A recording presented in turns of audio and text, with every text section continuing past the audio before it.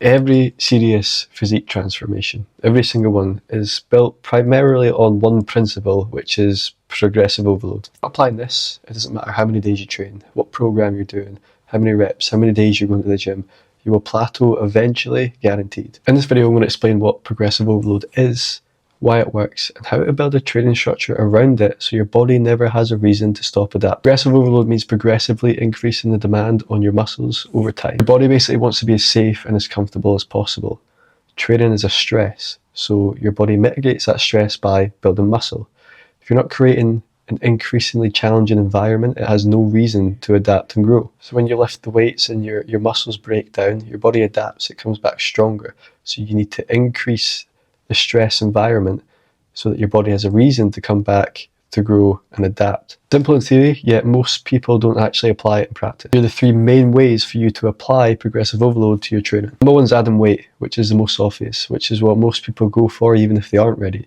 But when you complete all your reps within a given rep range, so 8 to 12, you do 12 reps. With good form, you can add a small amount of weight next time. Even 1.25 to 2.5 kg is fine. If you can't add weight yet, add reps. So 8 becomes 9, 9 becomes 10. And then when your ability to handle that load is greater because you're stronger, you can then add weight. 3 is to increase your range of motion within the given movements in your training program. So getting deeper in a leg press, a squat, deeper range of motion in a bench press, things like this. Getting into deeper ranges of motion will incorporate more muscle fiber recruitment, and it will also lead to a decreased risk of injury if you're working through these full ranges of motion. Now the key thing here is tracking as well, either on your phone or in a logbook. If you're not writing down what you lifted in your session, it makes it incredibly difficult for you to use that reference point going ahead to see what you've done last session and build on that, whether it is reps, range of motion, or weight. You need to have a log, a reference point, so you can build on that, come back stronger, and actually apply progressive overload accurately to your training. Let's talk about structure, because progressive overload only works if your program actually allows you to recover and apply it consistently. Best structure for most natural lifters who want to build muscle is hitting each muscle group 2 to 3 times per week. So the classic bro split doesn't really work here. Will it work? Yes. But are you going to get the most return out of your investment in your energy in the gym? Probably not. For most people I coach, start with a simple upper-lower split or 3 full body sessions a week. You can even do push-pull legs, upper-lower, or any variation of split that allows you to train every body part 2 to 3 times per week. The idea is to train hard, recover, and then train that muscle again at the same level of effort and recreate that environment for growth 2 to 4 days later. 3, building your own program. Building your own program doesn't need to be complicated or new.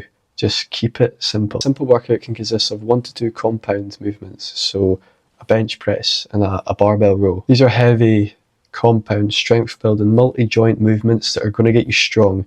They're definitely going to be a good return on investment for building muscle. And from there, 2 to 3 accessory movements that are going to target the muscles in different ways. So for your back training, try a vertical pull and a horizontal pull. Rep ranges. On your compounds, lift 4 to 12 reps. You know, it doesn't really matter too much. Just keep in mind that the lower end of the rep range, the weight is obviously going to be heavier. If you're grinding out 4 heavy sets or reps of a given movement like a squat, and you're doing that 2 to 3 times per week, it's going to be very hard to recover from. Then for your accessory work, 8 to 15 reps. I even go 20 to 30 reps on smaller body parts like the shoulders and the biceps and things like that, because the overall stimulus is greater, but the fatigue is much lower. Remember, track everything, every rep, every weight, every set. Just make a note of it and review it before your next session and try and beat last week by something, even if it's just 1 rep. Do this for 8 to 12 weeks without changing the program.